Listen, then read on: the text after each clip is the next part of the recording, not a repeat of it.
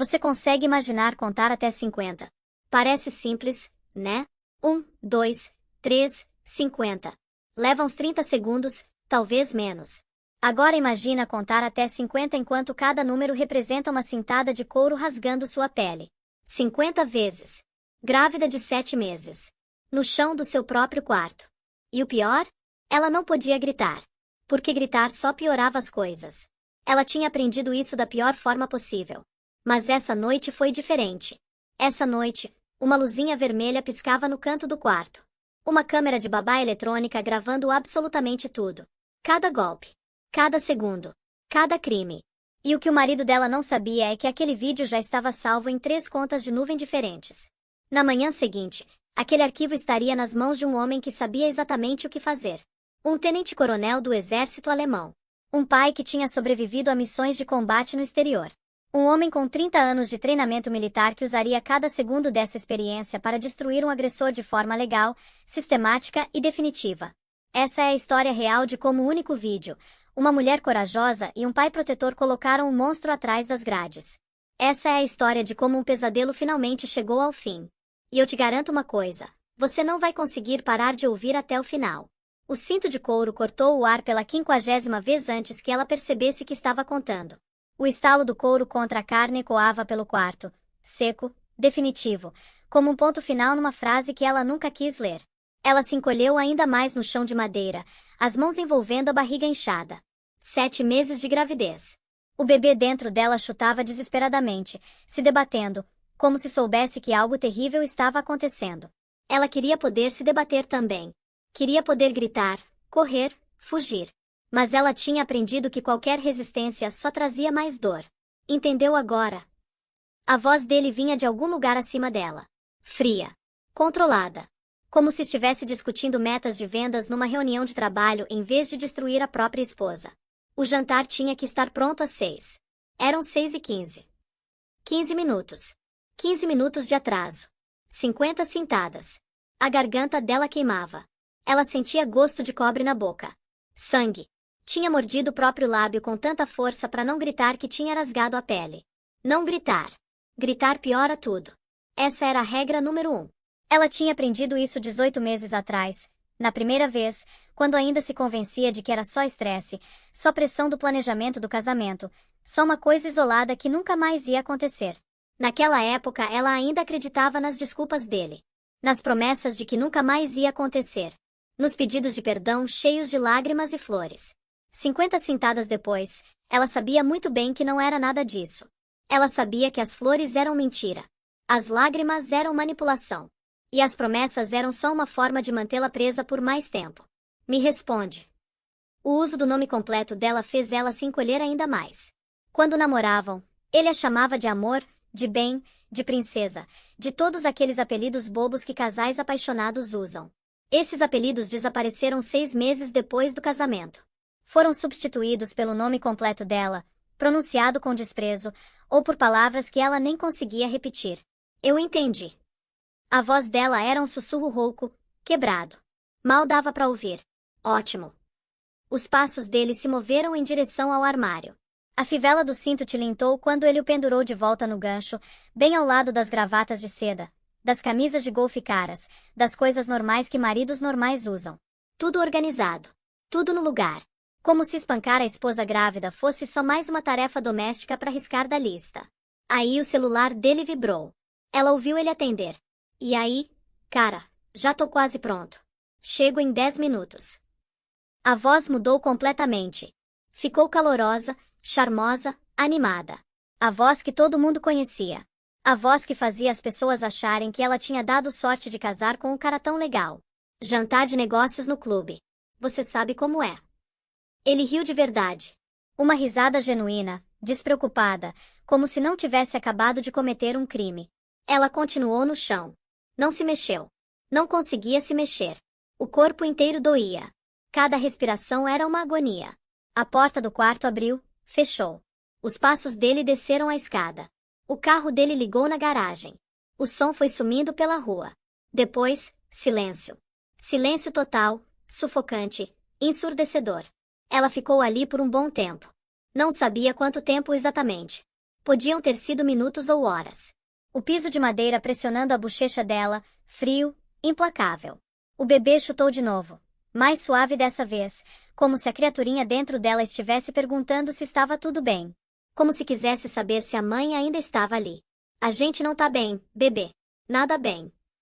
Mas ela não conseguia dizer isso em voz alta. Não conseguia admitir. Porque admitir significava aceitar que a vida dela tinha se transformado nisso. Que o homem com quem ela tinha casado, o homem que ela amava, o homem que ela achava que ia passar o resto da vida junto, era capaz de contar até 50 enquanto usava o corpo dela como alvo. Finalmente, ela se levantou. Foi um processo lento, doloroso, agonizante. Os braços tremiam tanto que quase não sustentavam o peso dela. As costas gritavam de dor a cada movimento. 50 vergões, 50 pontos de fogo separados espalhados pelos ombros, pelas costas, pelos braços. Ela conseguiu ficar de pé, apoiando na cama, depois na parede, até chegar ao banheiro. Abriu a porta, acendeu a luz, e o reflexo no espelho a fez parar. Quem era aquela mulher? Cabelo desgrenhado. Olhos inchados de chorar. Lábios sangrando. Ela não reconhecia a pessoa que olhava de volta. Ela abriu o chuveiro, depois mudou de ideia. A banheira. Ela precisava da banheira. Precisava se sentir envolvida por algo, mesmo que fosse só água. Entrou totalmente vestida. O vestido de gestante, o cardigan, até os sapatos. Tudo. Não tinha energia para tirar nada. Não tinha vontade de fazer mais nenhum esforço. Ligou a água. Fria. Ela não merecia água quente. Pelo menos era isso que a voz na cabeça dela dizia. A voz que soava estranhamente parecida com a voz do marido. A água encharcou as roupas, deixando-as pesadas. Ela observou a água se acumulando ao redor dela. Primeiro transparente. Depois rosa, manchada. Depois vermelha. Ela estava sangrando de algum lugar. Não sabia onde. Provavelmente das costas. Provavelmente de algum lugar que o cinto tinha rasgado a pele. Ela não se importava. Não tinha mais energia para se importar com nada. O celular dela estava a 3 metros de distância, na prateleira do banheiro. Podia muito bem estar a 3 quilômetros. A distância parecia impossível de atravessar. Mas ela precisava. Precisava fazer alguma coisa. Com um esforço que parecia sobre-humano, ela saiu da banheira. A água escorreu das roupas, pingando no chão, deixando uma trilha molhada pelo piso aquecido.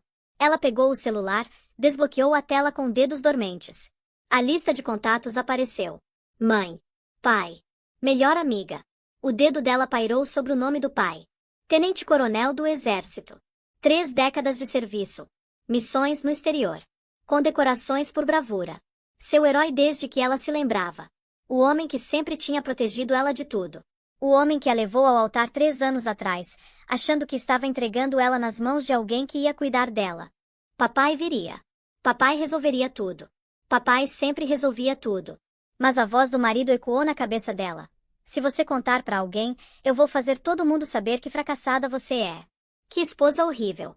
Como você me empurrou para isso. Seu pai vai ter vergonha de você. Sua mãe vai achar que você é uma mentirosa. Ninguém vai acreditar em você. O dedo dela se afastou do nome do pai. Ela bloqueou o celular. Desbloqueou. Bloqueou. Desbloqueou. O ciclo se repetiu várias vezes, como se a resposta certa, a solução mágica, a saída que não destruísse tudo, fosse aparecer se ela fizesse isso vezes suficientes. Como se existisse alguma opção que não envolvesse dor, vergonha, medo. Mas não tinha solução mágica.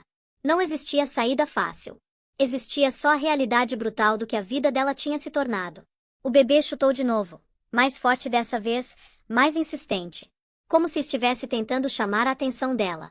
Como se estivesse dizendo: Mãe, presta atenção. A gente precisa sair daqui. Eu sei, ela sussurrou para a barriga. Eu sei que a gente precisa fazer alguma coisa. A água na banheira tinha esfriado completamente. Gelada. Os dentes dela batiam. O corpo inteiro tremia, de frio e de choque. Ela olhou ao redor do banheiro. O banheiro dela. O que o marido tinha reformado no ano passado, gastando uma fortuna para deixar do jeito que ela queria. Bancadas de mármore importado. Chuveiro de teto com jatos massageadores. Piso aquecido. Banheira de hidromassagem. O banheiro dos sonhos que ela tinha colocado no Pinterest anos atrás, antes de conhecer ele, quando ainda sonhava com a vida perfeita. Ele dava tudo o que ela pedia. Tudo material, pelo menos. A casa dos sonhos. O carro novo. As viagens caras. As joias. As roupas de grife. Ele era generoso com dinheiro. Todo mundo comentava como ela tinha sorte de ter um marido tão bem-sucedido, tão atencioso. Mas ele não dava segurança. Não dava gentileza. Não dava o direito humano básico de existir sem medo. Não dava paz. Foi aí que ela viu. A luz vermelha. Pequena, piscando no canto do teto. A câmera de babá eletrônica. Eles ainda não tinham o bebê, só teriam daqui a 2 meses, mas o marido tinha insistido em instalar câmeras agora. Em todos os cômodos. Por segurança, ele tinha dito. Pra gente poder monitorar o quarto do bebê pelo celular. Pra garantir que tá tudo bem. Na época ela achou que era cuidado. Agora ela sabia que era controle. Mais uma forma de vigiar ela. De saber o que ela fazia quando ele não estava em casa. Mas dessa vez, o controle dele ia se virar contra ele. A câmera estava gravando tudo. Tudo. O coração dela parou por um segundo. Depois começou a bater mais rápido, mais forte, quase saindo do peito. A câmera tinha visto.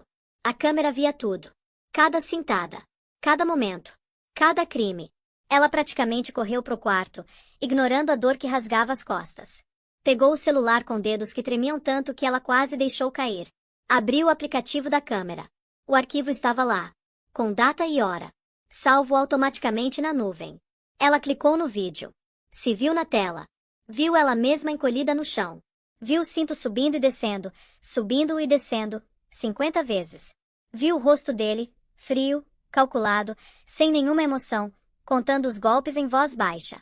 1, 2, 3, 10, 20, 30, 40, 50. Isso é real. Isso tá acontecendo comigo de verdade. As palavras se formaram na cabeça dela, claras, inegáveis. Eu não tô louca. Eu não tô exagerando. Isso acabou de acontecer. E eu tenho prova.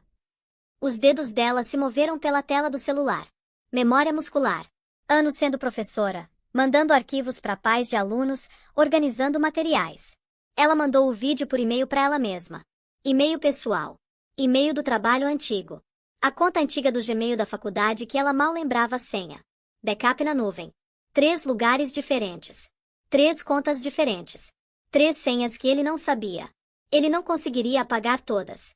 Mesmo que ele descobrisse uma, as outras estariam seguras. Pela primeira vez em 18 meses, ela sentiu algo além de medo. Sentiu algo que parecia quase esperança. Depois ela abriu a agenda, achou o número do consultório da ginecologista. Era tarde. O consultório já estava fechado, mas tinha um número de emergência. Ela ligou. O telefone tocou uma vez. 2. 3. Uma secretária eletrônica atendeu. Ela deixou mensagem pedindo um horário urgente para a manhã seguinte. Qualquer horário. O mais cedo possível. Ela desligou e sentou na cama. O colchão afundou sob o peso dela. As costas protestaram. Ela a ignorou. O bebê chutou. Ela colocou as 2 mãos na barriga. Eu vou tirar a gente daqui, ela sussurrou. Eu prometo. Dessa vez eu vou fazer alguma coisa. Dessa vez vai ser diferente. Mas ela não sabia como. Não sabia se era forte o suficiente. Não sabia se alguém ia acreditar nela. O marido era tão bom em ser charmoso. Tão bom em fazer todo mundo gostar dele. Tão bom em parecer o cara perfeito. Os colegas dele adoravam ele. Os amigos dela adoravam ele. A mãe dela adorava ele. Todo mundo achava que ela tinha dado sorte com ele. Se ela contasse a verdade, será que alguém ia acreditar? Ou iam achar que ela era louca? Que ela estava inventando? Que ela era uma esposa problemática tentando difamar um marido maravilhoso? Ela olhou pro reflexo dela no espelho do quarto. O espelho grande que o marido tinha comprado porque ela disse que queria um espelho de corpo inteiro. Mais uma coisa que ele deu para ela. Mais um presente que parecia amor, mas era só mais uma forma de controle. Não reconheceu a mulher que olhava de volta. Olhos fundos, cercados de olheiras escuras. Lábio inchado, com sangue seco no canto. Cabelo molhado grudado no rosto. Postura curvada, como se o peso do mundo estivesse nos ombros dela. Quem é você? O que aconteceu com você? Ela sabia a resposta. Sabia exatamente o que tinha acontecido. Ela tinha se apaixonado por um monstro. E o monstro tinha dado para ela uma casa bonita, um futuro promissor, um bebê a caminho, e 50 razões para ir embora. Agora ela só precisava encontrar a coragem de fazer isso. Amanhã. Amanhã ela começaria. Essa noite, Ela ia sobreviver. Ela deitou na cama, de bruços porque as costas doíam demais para deitar de qualquer outro jeito. Fechou os olhos. Não dormiu. Ficou ali, no escuro, ouvindo os sons da casa vazia, esperando o dia amanhecer. Quando a primeira luz da manhã entrou pela janela, ela já estava de pé. Tinha passado a noite inteira acordada, planejando, pensando, criando coragem. O celular tocou às 8 horas. O consultório retornando a ligação dela. Tinha o horário às 9h30. Ela confirmou. Tomou um banho rápido, evitando olhar para os vergões nas costas. Vestiu roupas largas que escondiam tudo. Cardigã de manga comprida mesmo fazendo calor. Calça de gestante folgada. Sapatos baixos porque os pés estavam inchados. Saiu de casa às 9 horas. O marido ainda não tinha voltado. Provavelmente tinha dormido na casa de algum amigo depois do tal jantar de negócios. Ou na casa de outra mulher. Ela não sabia e não se importava mais. O caminho até o consultório levou 20 minutos. Ela dirigiu devagar, com cuidado, as mãos apertando o volante. Cada lombada fazia as costas doerem. Cada freada era uma agonia. A sala de espera do consultório cheirava a lavanda e baunilha. Música suave tocava de caixas de som escondidas. Quadros de mães e bebês cobriam as paredes, tudo em tons pastéis, tudo projetado para ser acolhedor e tranquilizante. Ela não se sentia nem um pouco tranquila. Se sentia apavorada. Sentou na cadeira do canto, a mais longe de todo mundo. Tinha outras 3 mulheres grávidas na sala de espera. Todas pareciam felizes. Todas pareciam animadas. Todas pareciam ter vidas normais com maridos normais.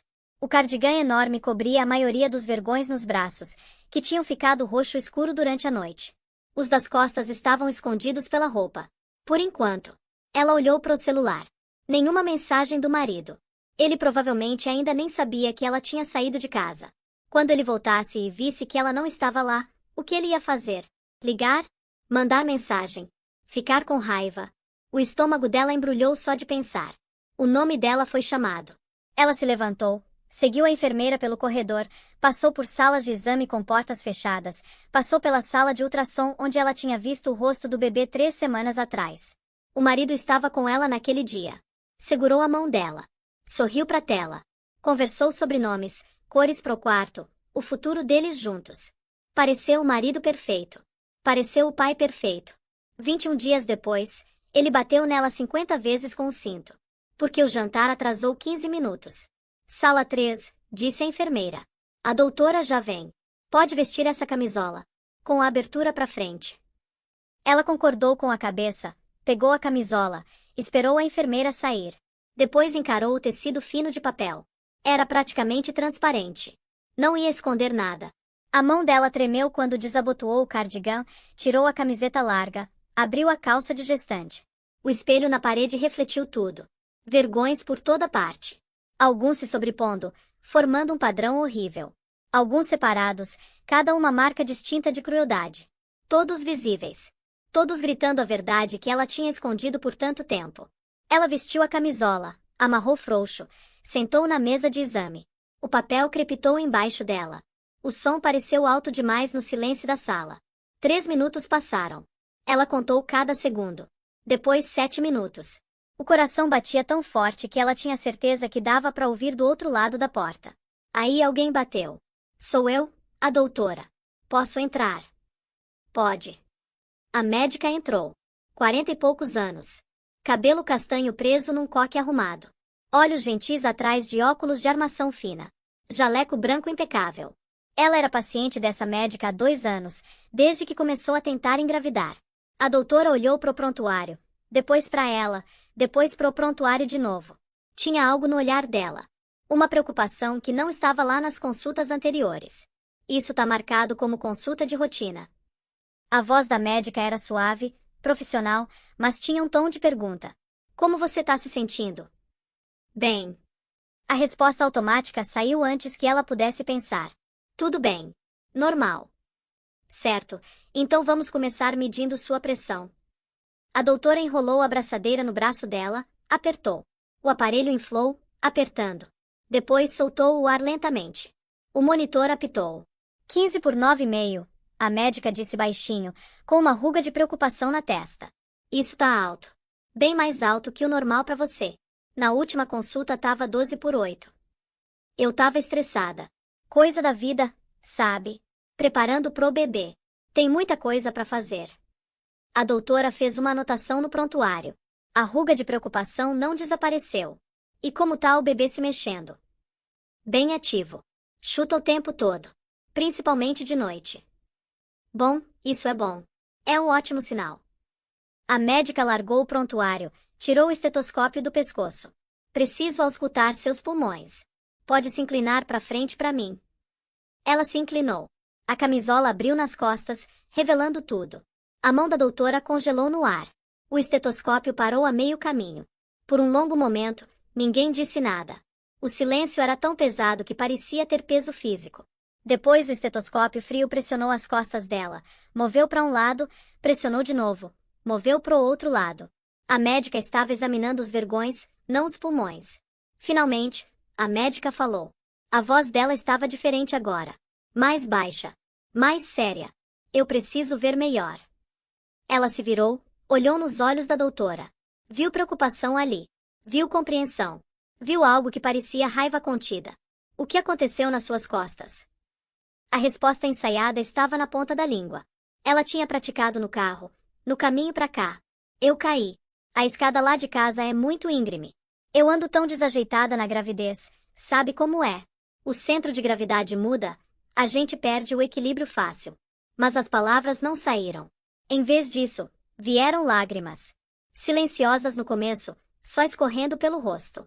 Depois mais fortes, com soluços que sacudiam o corpo inteiro. Lágrimas que ela tinha segurado por 18 meses. Lágrimas que ela não se permitia chorar porque chorar significava admitir que tinha um problema. A mão da doutora encontrou o ombro dela. Quente, firme, gentil. Eu preciso te dizer uma coisa importante. E eu quero que você escute com atenção. A voz da médica era calma mas firme. Você não fez nada de errado. Nada disso é sua culpa. Essas palavras específicas. Você não fez nada de errado. Elas rasgaram algo dentro dela. Algo que estava segurando tudo junto por tanto tempo. Uma barragem que finalmente rompeu. Eu não aguento mais. A voz dela quebrou entre soluços. Eu não aguento mais viver assim. E você não precisa aguentar. Não sozinha. Nunca mais sozinha. A doutora sentou no banquinho rodante, ficando na altura dos olhos dela. Pegou as mãos dela entre as suas.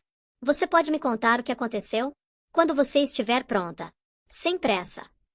E assim, depois de 3 anos mentindo, 3 anos escondendo, 3 anos fingindo que estava tudo bem, 3 anos protegendo um homem que não merecia proteção nenhuma, ela disse a verdade. Meu marido me bateu com o cinto dele ontem à noite. Eu contei. Foram 50 vezes. As palavras ficaram suspensas no ar. Reais. Inegáveis. Ditas em voz alta pela primeira vez. Para outra pessoa pela primeira vez. E o mundo não acabou. O teto não caiu. A médica não disse que ela estava exagerando. A expressão da doutora não mudou para julgamento ou descrença. Continuou a mesma. Preocupação profissional, empatia genuína, determinação de ajudar. Há quanto tempo isso acontece? 18 meses. Começou mais ou menos 6 meses depois do casamento. Tem piorado com o tempo. Sim. No começo era só empurrões. Depois tapas. Depois socos. Agora o cinto. Ela engoliu em seco. Cada vez é pior que a anterior. Ele já bateu na sua barriga. Já machucou o bebê de alguma forma. Não. Ele é muito cuidadoso com isso. Muito calculado. Ele sabe exatamente onde bater para não deixar marcas visíveis. Para ninguém ver. Costas, braços, pernas. Nunca o rosto. Nunca a barriga. A mandíbula da médica apertou. Ela viu o músculo tremendo no canto do rosto da doutora. Mais alguém sabe? Você contou para alguém? Família? Amigos? Não. Ela enxugou os olhos com as costas da mão. Ninguém. Ele disse que se eu contasse para alguém, ele ia fazer todo mundo saber que a culpa era minha. Que eu era uma esposa horrível. Que eu provocava ele. Que minha família ia ter vergonha de mim. Que ninguém ia acreditar em mim porque ele é tão perfeito. Todo mundo acha que ele é perfeito. A doutora pegou uma caixa de lenços da bancada, ofereceu. Ela pegou um, depois outro, enxugando o rosto. Eu preciso te dizer uma coisa muito importante. E eu quero que você grave isso na sua memória. A médica olhou diretamente nos olhos dela. O que você acabou de descrever não é sua culpa. Não é porque você é uma esposa horrível. Não é porque você fez alguma coisa errada. É porque seu marido é um abusador. E o que ele fez ontem à noite não foi correção. Não foi disciplina. Não foi raiva.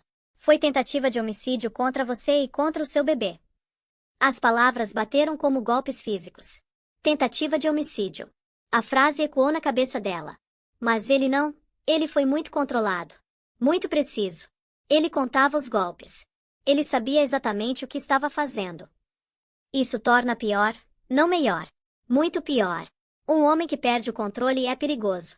Um homem que mantém o controle total enquanto machuca alguém sistematicamente é um predador. A doutora se levantou, foi até a porta, abriu uma fresta. Pode chamar a delegada, por favor? Diz que é urgente. O coração dela disparou. Delegada? Polícia. Eu sou obrigada por lei a denunciar violência doméstica. Especialmente quando envolve uma mulher grávida. É meu dever legal e ético. Eu chamei a polícia antes de entrar nessa sala. Como assim antes de entrar? Eu vi os vergões através da sua camisola quando você estava sentada na sala de espera. A forma como você se movia. A forma como você se sentou. Eu reconheci os sinais. Eu já vi isso antes, infelizmente mais vezes do que gostaria. O pânico agarrou a garganta dela, apertando, sufocando. Ele vai me matar. Você não entende. Ele disse que se eu contasse para alguém, ele ia me matar. Ele vai descobrir. Ele sempre descobre tudo. A doutora se ajoelhou na frente dela, segurou as duas mãos com firmeza. Eu escuto isso com muita frequência. Quase todas as mulheres que chegam aqui com ferimentos como seus dizem a mesma coisa. Ele vai me matar se eu contar. E sabe de uma coisa? Elas têm razão em ter medo. O momento mais perigoso para uma mulher em situação de violência doméstica é quando ela vai embora. Quando ela conta para alguém. Quando ela quebra o controle dele. As estatísticas mostram isso claramente. Então por que você está fazendo isso? Porque você está me colocando em perigo. Porque eu não vou te mandar para casa para resolver sozinha. Porque você não vai sair daqui e voltar para aquela casa. Por isso a delegada está aqui. Por isso a gente tem um protocolo. Por isso existem sistemas de proteção. Bateram na porta. Uma mulher entrou. Final dos 30, talvez começo dos 40. Cabelo escuro preso num rabo de cavalo prático. Roupa simples, sem uniforme, mas com um distintivo no cinto e uma postura que deixava claro que ela sabia exatamente o que estava fazendo. Eu sou a delegada especializada em crimes de violência doméstica. A doutora me informou sobre a situação. Eu tô aqui para ajudar. Ela olhou para a delegada, para a médica, para as duas mulheres na sala. Duas completas desconhecidas oferecendo algo que ela não tinha há 3 anos. Acreditarem nela. Apoio real. Uma saída que não fosse voltar para aquela casa. Eu tenho um vídeo, ela sussurrou. A voz saiu fraca, tremida. A câmera de babá gravou tudo. A delegada puxou uma cadeira, sentou de frente para ela. O rosto permaneceu calmo, profissional, sem nenhum sinal de julgamento.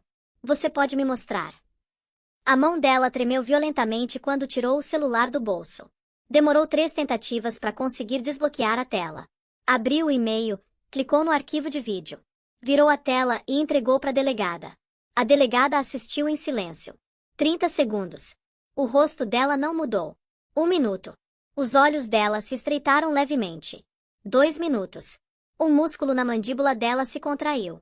Ela pausou o vídeo. Colocou o celular cuidadosamente na bancada ao lado. Senhora, a voz da delegada estava tensa, controlada. Isso é prova de tentativa de homicídio contra você e seu bebê. Em 15 anos trabalhando com violência doméstica, esse é um dos piores casos que eu já vi documentado em vídeo. Ela esperava se sentir validada, justificada, aliviada de finalmente ter alguém acreditando nela.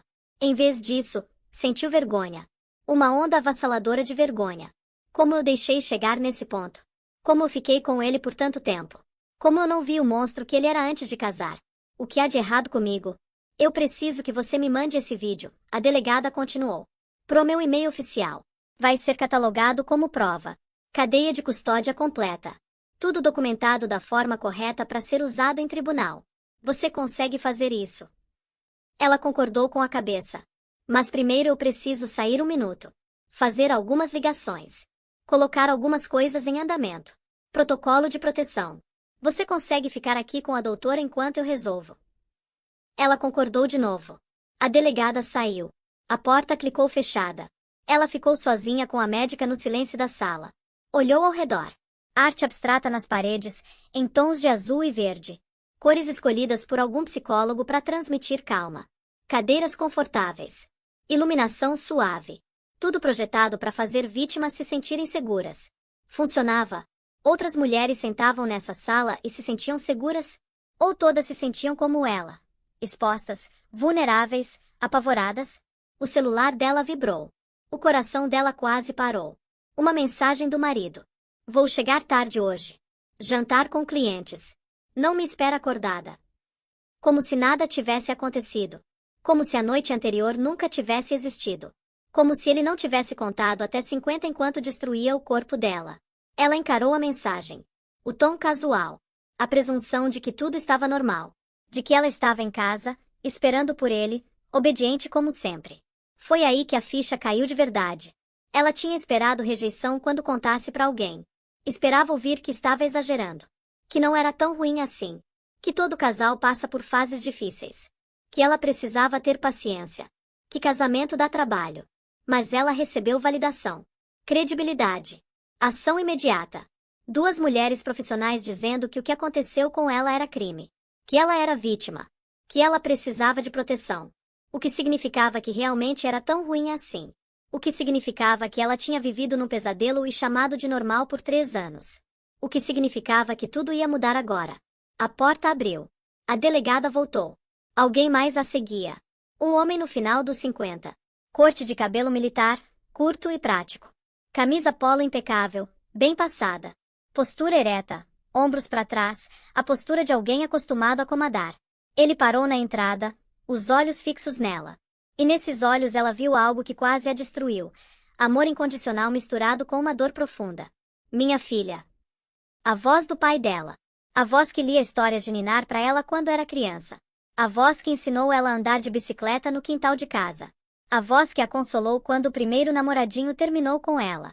A voz que a levou ao altar 3 anos atrás, sorrindo de orgulho. Pai. A palavra saiu quebrada, rachada no meio. Aí ela estava de pé, se movendo sem pensar, atravessando a sala. Os braços do pai a envolveram. Fortes. Seguros. Firmes. O abraço que sempre significou proteção. O abraço que significava que tudo ia ficar bem.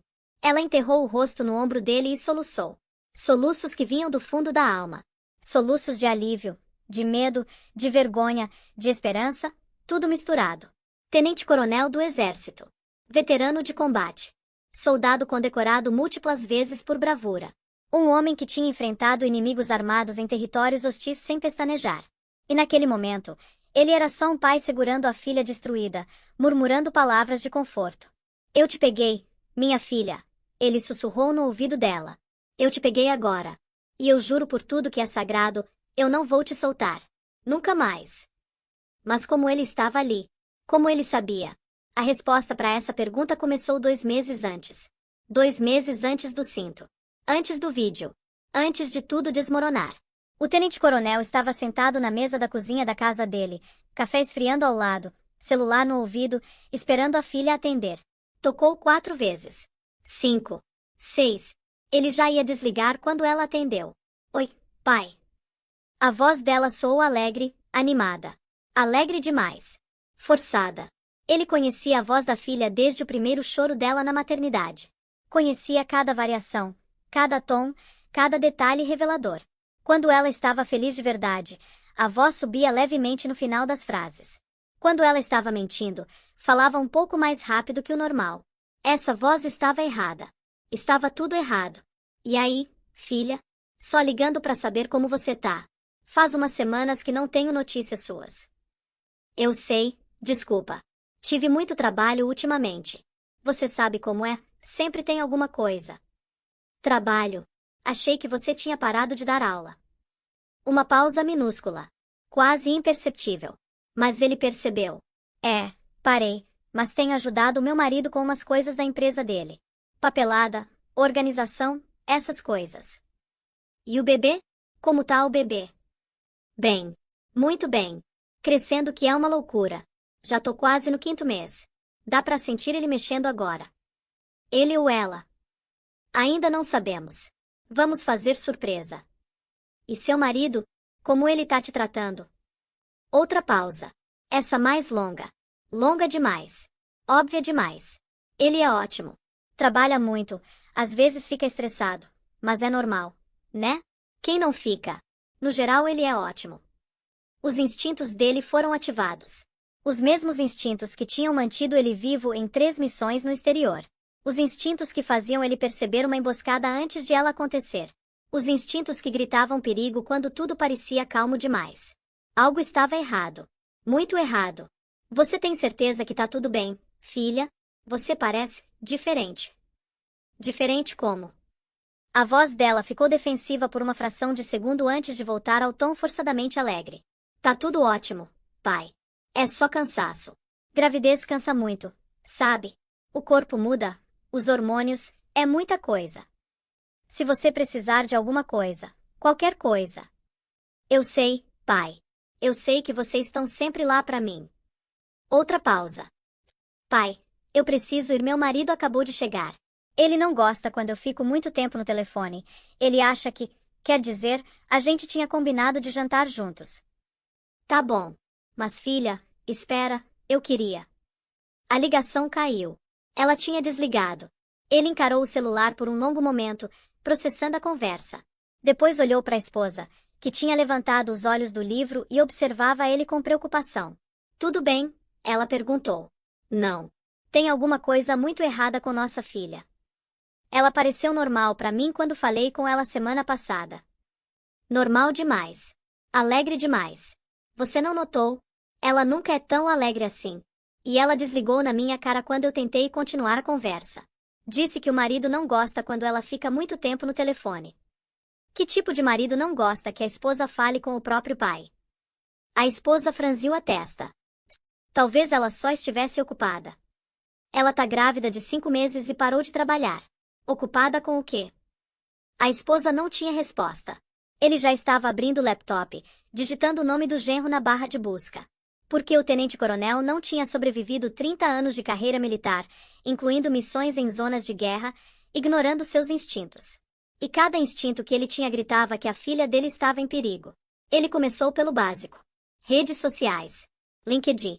Histórico profissional disponível publicamente. O genro. 32 anos. Gerente de vendas numa empresa farmacêutica de médio porte. Salário aparentemente bom, baseado no estilo de vida que ele demonstrava. Ficha limpa, pelo menos nas buscas públicas. Limpa demais. Perfeita demais. Ele tinha interrogado gente suficiente ao longo da carreira para saber quando alguém estava representando um papel. A presença do genro nas redes sociais era uma performance ensaiada. Fotos perfeitas em restaurantes caros. Legendas perfeitas sobre gratidão e sucesso. Vida aparentemente perfeita com esposa aparentemente perfeita em casa aparentemente perfeita. A vida de ninguém é tão perfeita. Ninguém é tão feliz o tempo todo. A não ser que esteja escondendo alguma coisa. Ele pegou o celular e ligou para um número que não usava há anos. Um contato do tempo de serviço ativo. Sargento Ribeiro. A voz atendeu no segundo toque, rouca mas alerta. Ribeiro, aqui é o coronel. Quanto tempo? Coronel. Caramba, faz anos. Tudo bem com o senhor? Curtindo a reserva. Mais ou menos. Olha, eu preciso de um favor. Não oficial. O tom de Ribeiro mudou imediatamente, ficando mais sério. Pode falar. O que o senhor precisa? Investigação profunda de antecedentes. Meu genro. O nome completo dele é. Ele deu os dados. O que estamos procurando? Ainda não sei. Por isso preciso que você procure tudo. Qualquer coisa fora do normal. Qualquer bandeira vermelha. Entendido. Me dá 48 horas. Ele desligou e voltou pro laptop. Passou a noite inteira pesquisando. Encontrou os registros universitários do genro. Líder do centro acadêmico. Formatura com honras em administração de empresas. Popular entre os colegas, aparentemente. Encontrou os registros de emprego. 3 empresas ao longo de 8 anos. Ascensão constante. Avaliações positivas nas plataformas de carreira. Nenhuma reclamação pública. Encontrou os registros civis. Uma coisa chamou a atenção, um noivado anterior. 2 anos antes de conhecer a filha dele. Terminado abruptamente, sem explicação pública. Ele anotou o nome da ex-noiva, Emília, e continuou pesquisando. 48 horas depois, Ribeiro ligou. Coronel, o senhor vai querer sentar para essa conversa. O sangue dele gelou nas veias. O que você encontrou? Seu genro tem um histórico que foi enterrado, mas não tão bem quanto ele pensa. 2 ex-namoradas anteriores à sua filha pediram medidas protetivas contra ele. Ordens de restrição. As 2 medidas foram retiradas posteriormente, em circunstâncias suspeitas. Nenhuma acusação formal foi registrada. Os nomes são Emília e Jéssica. Não consegui detalhes dos incidentes porque os processos foram selados, mas existe um padrão claro aqui. As mãos dele apertaram o celular com força. Que tipo de padrão? O tipo em que alguém com dinheiro e bons advogados faz problemas legais desaparecerem. O tipo em que mulheres ficam com medo e param de falar. O tipo que me deixa muito preocupado em relação à sua filha, Coronel. Ele desligou e encarou os nomes anotados no papel. Emília. Jéssica. 2 mulheres que tinham tentado se proteger. 2 mulheres que provavelmente tinham tentado alertar outras. 2 mulheres que foram silenciadas. Ele passou os dias seguintes rastreando elas. Não foi fácil. Uma tinha mudado de cidade. A outra tinha mudado até de nome. Mas ele tinha recursos. Tinha contatos. Tinha determinação. Emília morava em outra cidade agora. Casada com outro homem, aparentemente feliz. 2 filhos. Tinha atravessado o país para se afastar do passado. Ela atendeu a ligação dele com desconfiança óbvia. Quem é? Meu nome é Tenente Coronel. Eu sei que isso vai parecer estranho, mas eu preciso falar com você sobre seu ex-namorado. Ele casou com minha filha. Silêncio do outro lado. Um silêncio pesado, carregado de memórias que ela provavelmente preferia esquecer.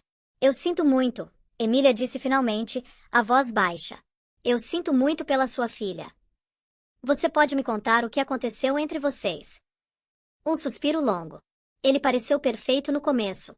Charmoso, bem-sucedido, romântico, atencioso. O tipo de cara que toda mulher sonha em encontrar. Ele me tratava como princesa. Me cobria de presentes, de atenção, de carinho. Eu achei que tinha achado minha alma gêmea. O que mudou? Tudo. Mais ou menos 6 meses depois que a gente começou a morar junto. Como se um interruptor tivesse sido acionado. De repente ele queria controlar tudo. Onde eu ia. Com quem eu falava. O que eu vestia. Como eu arrumava o cabelo. O que eu comia. Cada aspecto da minha vida tinha que ter aprovação dele. E quando você resistia? Ele ficava violento. A voz dela tremeu levemente. Não no começo. No começo era só intimidação. Gritos. Ameaças.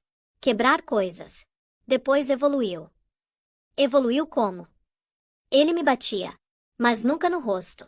Ele era muito cuidadoso, muito calculado. Sempre em lugares que ninguém ia ver. Minhas costas. Minhas costelas. Minhas coxas. Ele sabia exatamente o que estava fazendo. Sabia exatamente como machucar sem deixar provas visíveis.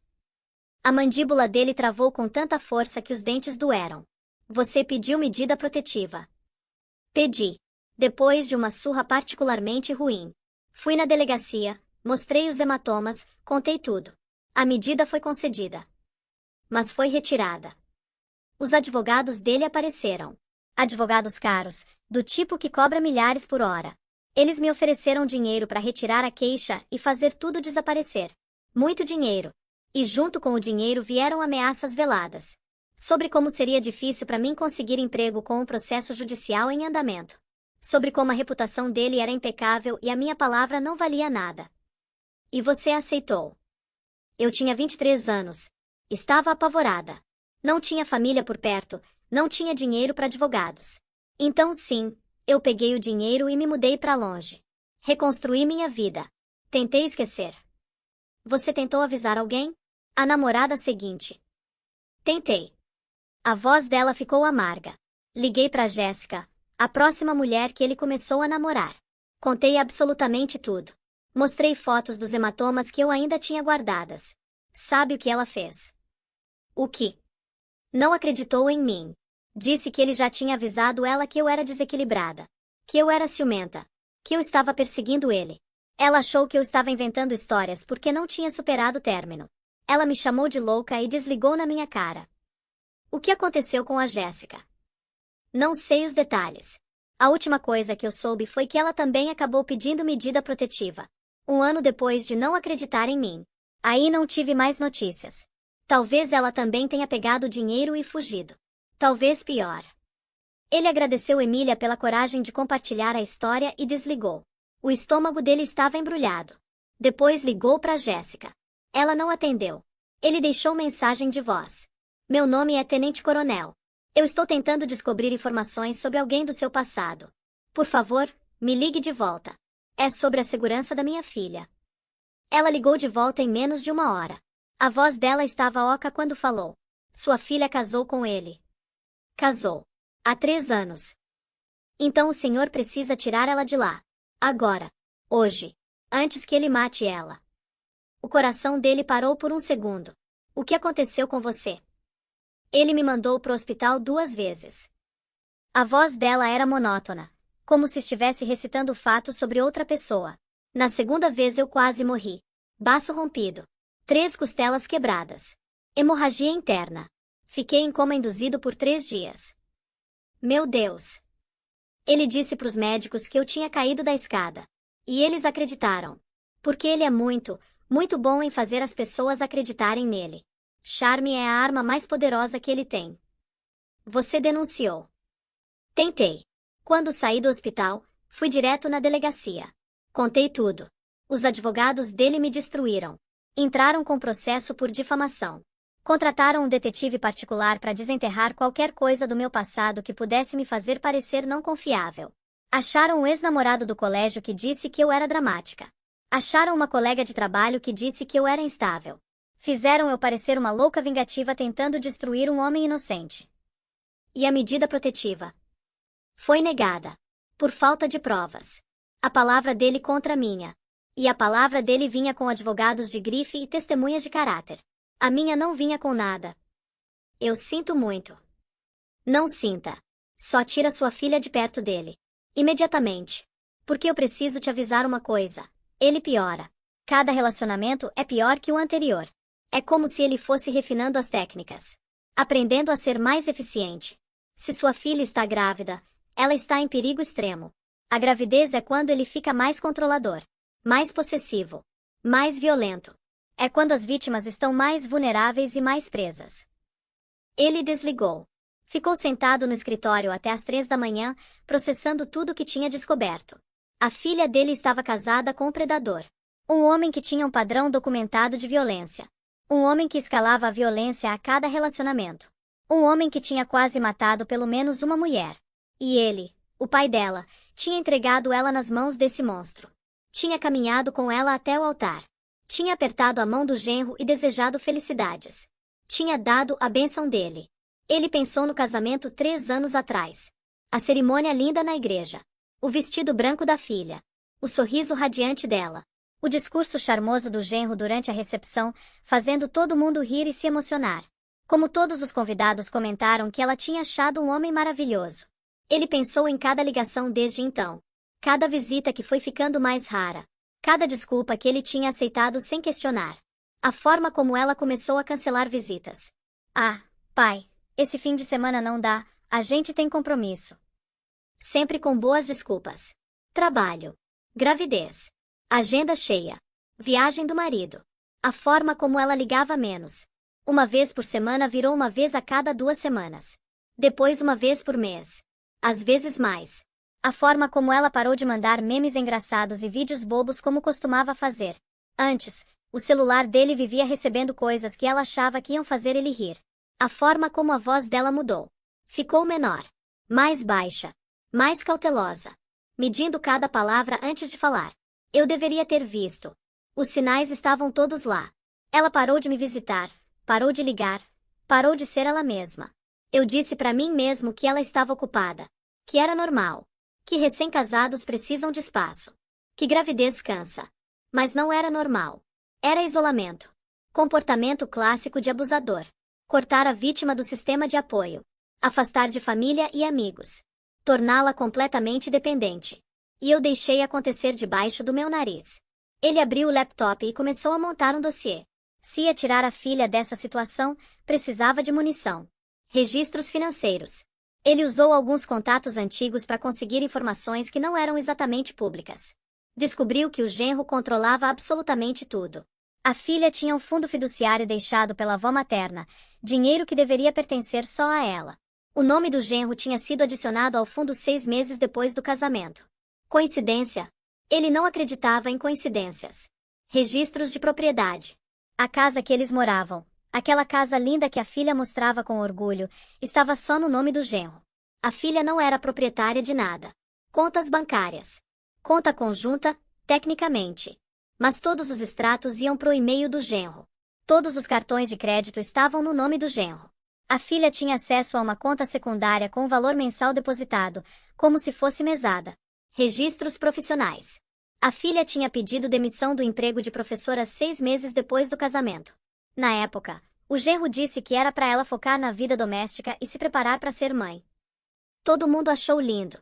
Tão tradicional. Tão romântico. Tão nojento agora que ele entendia a verdade. Sem emprego significava sem renda própria. Sem casa no nome dela significava sem patrimônio. Sem acesso às próprias finanças significava sem independência. Ela estava completamente presa. O celular dele tocou. Era o Sargento Ribeiro de novo. Coronel, consegui mais informações. E o senhor não vai gostar. Me conta tudo. Seu genro frequenta um clube de golfe chique. Sabe aqueles lugares onde empresários vão fazer networking? Então, ele anda se gabando lá pros amigos. Falando em como ele treinou a esposa. Como ela sabe que é melhor não contrariar ele. Como ela aprendeu a ser uma boa esposa. O que os amigos dizem? A maioria ri. Acha que é papo de macho, bravata de vestiário. Mas eu consegui acesso às gravações de segurança do clube. Gravações. O lugar tem câmeras com áudio em várias áreas comuns. Para a segurança dos membros, dizem eles. Eu tenho um contato na administração. Ele puxou as gravações dos últimos 6 meses para mim. E seu genro fala sobre sua filha como se ela fosse propriedade. Como objeto. Como um projeto em andamento que ele está trabalhando para domar e corrigir. Algumas das coisas que ele disse, coronel, me deram vontade de vomitar. Me manda tudo. Já mandei. Confere seu e-mail. Ele passou a semana seguinte montando um caso. Organizou todas as provas em pastas digitais e físicas. Documentou tudo cronologicamente. Preparou resumos de cada evidência. Depois entrou em contato com a delegada que ele conhecia. Uma mulher que tinha trabalhado com ele anos atrás num caso envolvendo família de militar. Competente, determinada, incorruptível. Preciso de ajuda, ele disse sem rodeios. Minha filha está num relacionamento abusivo. Eu tenho provas circunstanciais, mas preciso de alguém que possa tomar medidas legais quando for a hora. Me manda o que você tem. Vou analisar. Ele mandou tudo. As verificações de antecedentes. Os depoimentos das ex-namoradas documentados por escrito. Os registros financeiros mostrando o controle econômico. As gravações do clube de golfe. A delegada ligou de volta em 24 horas. Coronel, isso é material sério. Mostra um padrão claro de comportamento predatório. Mas a gente precisa de mais uma coisa para agir formalmente. O que? Prova de abuso atual. Documentação médica. Fotos de lesões. Vídeo. Alguma coisa que mostre que ele está ativamente machucando ela agora. O histórico com outras mulheres estabelece padrão, mas não é suficiente para medidas imediatas. Eu vou conseguir. Consegue rápido. Porque baseado no que você me mandou, no padrão de escalada, no fato de ela estar grávida, o tempo da sua filha está acabando. Estatisticamente, gravidez é quando o risco de homicídio por parceiro íntimo é mais alto. Ele desligou sentindo o peso dessas palavras. Ligou para a filha de novo. Ela não atendeu. Mandou mensagem. Só passando para ver como você tá. Te amo muito, filha. Ela respondeu 3 horas depois. Também te amo, pai. Tudo ótimo aqui. Tudo bem. Tudo bem. A maior mentira que ela já tinha contado. E ele sabia que era mentira. Mas não podia forçar. Não podia invadir a casa e tirar ela de lá. Não sem provas. Não sem que ela pedisse ajuda. Então ele esperou. E planejou. E rezou para não ser tarde demais. 2 semanas depois, o telefone dele tocou às 8 da manhã. Era a delegada. Coronel, acabei de ser chamada num consultório de ginecologia. Uma mulher grávida deu entrada com ferimentos graves. 50 marcas de cinto documentadas. E tem vídeo. Câmera de babá gravou tudo. O mundo parou por um segundo. É ela. É a esposa do homem que você está investigando. É sua filha, coronel. E ela está perguntando por você. Ele estava no carro antes de desligar o telefone. A viagem de negócios do genro estava programada para durar 3 dias. Quinta, sábado. Grande conferência farmacêutica numa cidade distante. Clientes importantes. Oportunidades de networking imperdíveis. Era tudo mentira. Os contatos do sargento Ribeiro confirmaram rapidamente que o genro não estava em nenhuma conferência. Ele estava num resort de spa no interior com uma mulher 24 anos. Uma representante farmacêutica chamada Amélia que trabalhava numa empresa parceira. Além de agressor, era traidor. Não que isso surpreendesse ninguém a essa altura. O tenente-coronel sentou na sala de reuniões da delegacia com a delegada responsável pelo caso e o advogado que ele tinha contratado. Um especialista em direito de família e violência doméstica. O tipo de advogado que cobrava caro, mas valia cada centavo. Temos 72 horas, o coronel disse, usando o tom de voz que usava para planejar operações militares. 3 dias enquanto ele está fora. Para tirar minha filha daquela casa. Empacotar os pertences dela. Garantir todas as provas. E colocá-la num lugar seguro onde ele não possa encontrar. O advogado revisou os documentos espalhados na mesa. Vou entrar com medida protetiva de urgência ainda hoje. Também vou pedir bloqueio dos bens dele para garantir que ele não esvazie as contas antes de qualquer decisão judicial. Guarda unilateral provisória do bebê, considerando o risco demonstrado. E ação de divórcio litigioso com base em violência doméstica. Quando isso tudo vai cair na cabeça dele? Tudo ao mesmo tempo. Quando ele voltar para a cidade, vai encontrar a intimação esperando. Junto com a notícia de que não pode chegar perto da esposa nem da casa. A delegada acrescentou notas no arquivo. Eu tenho a prova em vídeo, que é devastadora. A documentação médica completa da ginecologista, incluindo fotos dos ferimentos. Depoimentos escritos das 2 ex-namoradas confirmando o padrão de comportamento. As gravações do clube de golfe mostrando ele se gabando do abuso. Registros financeiros demonstrando controle coercitivo. Esse é o caso mais sólido que eu já montei em 15 anos de carreira. A estratégia era clara, precisa, militar. Nenhum aviso prévio. Nenhuma chance de contra-ataque. Nenhuma oportunidade para ele manipular a situação. Naquela noite, o coronel sentou com a filha na casa de acolhimento onde ela estava temporariamente hospedada. Segurou as mãos dela enquanto explicava o plano, passo por passo, da mesma forma metódica que costumava briefar soldados antes de uma missão. A filha, que tinha passado os últimos 3 anos vivendo com medo, pela primeira vez viu uma saída real. Viu pessoas acreditando nela. Viu um plano concreto. Viu que não estava mais sozinha. E se ele descobrir? Ela perguntou, a voz ainda tremendo. E se ele voltar mais cedo? E se ele vier atrás de mim? Ele não vai te encontrar. E mesmo se encontrasse, teria que passar por cima de mim primeiro. E eu passei 30 anos treinando para proteger pessoas que amo. Na sexta-feira à noite, 48 horas depois das cintadas, a operação estava completa. A filha estava instalada com a mãe num abrigo sigiloso para mulheres em situação de violência. O endereço era confidencial, não constava em nenhum registro público. Os pertences pessoais dela tinham sido removidos da casa. Roupas, documentos, objetos de valor sentimental. Tudo que era dela. As contas bancárias tinham sido bloqueadas por ordem judicial. O genro não conseguiria movimentar dinheiro até o fim do processo. O e-mail que ele usava para controlar as finanças dela tinha sido desvinculado.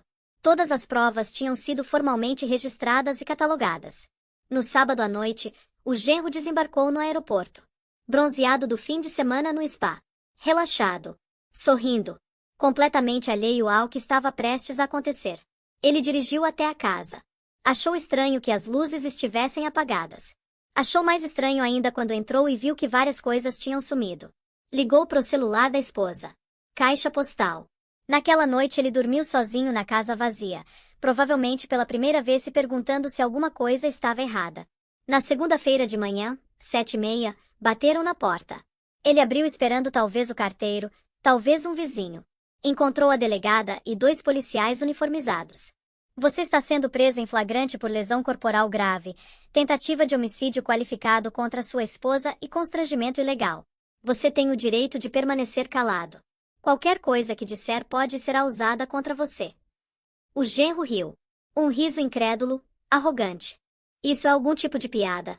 Deve haver um engano. Eu estava viajando a trabalho. Minha esposa é instável por causa da gravidez, os hormônios deixam ela emocional. Se ela disse alguma coisa, ela está exagerando como sempre. A delegada entregou um envelope pardo. Dentro estava a medida protetiva e a petição de divórcio. Junto, uma cópia impressa de uma imagem congelada do vídeo. A imagem mostrava claramente um homem segurando um cinto de couro. Mostrava uma mulher encolhida no chão. Mostrava uma barriga de grávida sendo atingida. O rosto do genro passou de arrogante para branco em menos de 2 segundos. A máscara de charme desmoronou completamente. Eu não fiz nada de errado. Ele sibilou, a voz completamente diferente agora. Fria. Venenosa. Ela me provocou. Ela mereceu. A família dela vai pagar por essa mentira. Vocês não sabem com quem estão lidando. A gente sabe exatamente com quem está lidando, a delegada respondeu calmamente. Um agressor serial com histórico documentado. E dessa vez você cometeu um erro. Esqueceu da câmera. Os advogados dela são bancados pelo pai. Ela continuou. Um tenente-coronel do exército com 30 anos de carreira e muitos contatos. Você deveria ter pesquisado melhor a família antes de escolher sua vítima. A porta da viatura bateu. O som ecoou pela rua tranquila do bairro Nobre. Os vizinhos estavam nas janelas, observando. O homem perfeito do bairro perfeito sendo levado algemado numa segunda-feira de manhã. Pra filha. O pesadelo não terminou com uma sentença judicial, embora essa tenha vindo eventualmente. O pesadelo terminou antes. Terminou no momento em que ela salvou aquele vídeo em 3 lugares diferentes.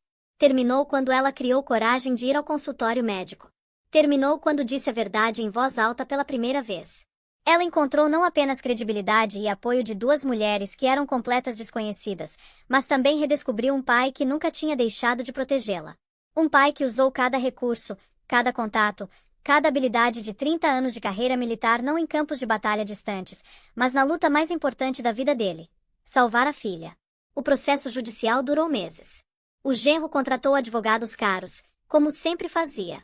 Tentou as mesmas táticas que tinham funcionado antes: difamação, intimidação, manipulação.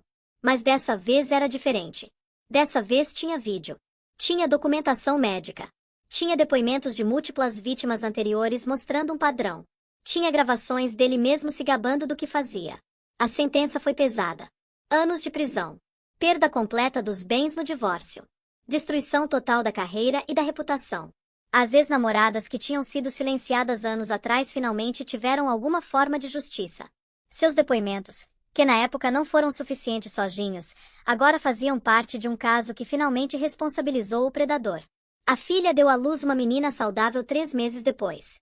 Uma menininha que nunca conheceria o pai biológico. Que cresceria sabendo que a mãe foi corajosa o suficiente para escapar. Que teria um avô que moveu céus e terra para proteger a família. Ela reconstruiu a vida aos poucos. Voltou a dar aulas. Fez terapia para processar o trauma. Reconectou com amigos que tinha sido forçada a se afastar. Reaprendeu a confiar nas pessoas. Não foi fácil. Recuperação de abuso nunca é. Tem dias bons e dias ruins. Tem pesadelos às vezes. Tem gatilhos inesperados. Tem um longo caminho de cura. Mas ela está viva. Está livre. Está segura. Está criando a filha num ambiente de amor e paz. O cinto de couro tinha acertado ela 50 vezes naquela noite. 50 golpes que ela contou em silêncio, mordendo o lábio para não gritar, protegendo a barriga, rezando para sobreviver. Mas a luzinha vermelha piscando no canto do quarto foi o começo do fim do pesadelo. Uma câmera que ele mesmo instalou para controlar ela acabou sendo a prova que destruiu ele. Tem uma certa ironia poética nisso, não tem? Agora, se você chegou até aqui, eu preciso falar uma coisa séria com você. Essa história que você acabou de ouvir pode parecer extrema. Pode parecer que coisas assim só acontecem em filmes ou em lugares distantes. Mas a verdade brutal é que nesse exato momento, enquanto você ouve isso, milhares de mulheres estão vivendo situações parecidas. Estão contando golpes em silêncio. Estão escondendo marcas embaixo de roupas de manga comprida. Estão sorrindo para a família e amigos enquanto morrem por dentro. Estão se convencendo de que a culpa é delas. Estão com medo demais para pedir ajuda. Se você conhece alguém que pode estar passando por isso, presta atenção nos sinais. As visitas que vão ficando mais raras. Os cancelamentos de última hora. As desculpas que não fazem muito sentido. A voz que vai ficando mais baixa, mais cuidadosa. O brilho que vai sumindo dos olhos. Não ignore. Não pense que não é da sua conta. Não aceite as desculpas sem questionar. Às vezes, uma única pessoa perguntando você tá bem de verdade, pode ser a diferença entre a vida e a morte. E se você está passando por isso, se você está ouvindo essa história e se reconhecendo nela, eu preciso que você saiba de algumas coisas. Não é sua culpa. Nunca foi sua culpa. Não importa o que ele disse, não importa o que ele fez você acreditar. Você não mereceu. Você não provocou. Você não é responsável pela violência dele. Você não está louca. Você não está exagerando. O que está acontecendo é real e é grave. Existe saída. Existe ajuda. Existem pessoas que vão acreditar em você. Você é mais forte do que imagina. A mulher dessa história achava que não tinha força para sair. Achava que ninguém ia acreditar. Achava que estava sozinha. Ela estava errada em todas essas coisas. E você provavelmente também está. Pedir ajuda não é fraqueza. É a coisa mais corajosa que você pode fazer. É o primeiro passo para recuperar sua vida. Se essa história te tocou de alguma forma, compartilha. Manda para alguém que você acha que precisa ouvir. Posta nas suas redes. Faz chegar em mais pessoas. Porque talvez, em algum lugar, alguém que está passando por isso vai ouvir essa história e vai encontrar coragem para dar o primeiro passo. Vai perceber que não está sozinha. Vai entender que existe esperança. E isso pode salvar uma vida. Obrigado por ficar até o final. Se você gostou desse conteúdo, já sabe o que fazer. Deixa aquele like que ajuda muito. Se inscreve no canal se ainda não for inscrito. Ativa o sininho para não perder os próximos vídeos. E mais importante que tudo isso, cuida de você. Cuida das pessoas que você ama. Presta atenção. Não ignora os sinais. A gente se vê no próximo vídeo. Até lá, fiquem bem. Fiquem seguros. E lembrem, ninguém merece viver com medo.